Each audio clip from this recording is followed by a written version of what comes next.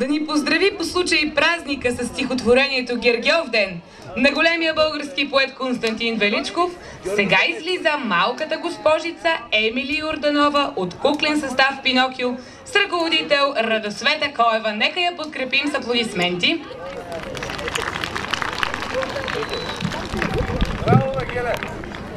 Ела да покажем грамотата.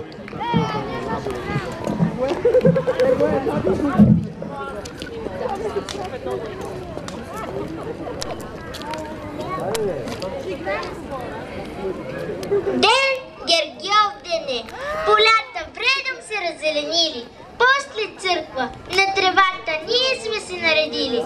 До нас агънцето блее, що нам вчера са купили, на дървото там опее, птиче красно, песни мили. През тревица миризлива, мама ред по ред, на всички прясно мляко ни налива. В малки, хубави панички, а по дяволката стара, тате после с нази иде и ни тегли на кантара. Колко тежим, за да види.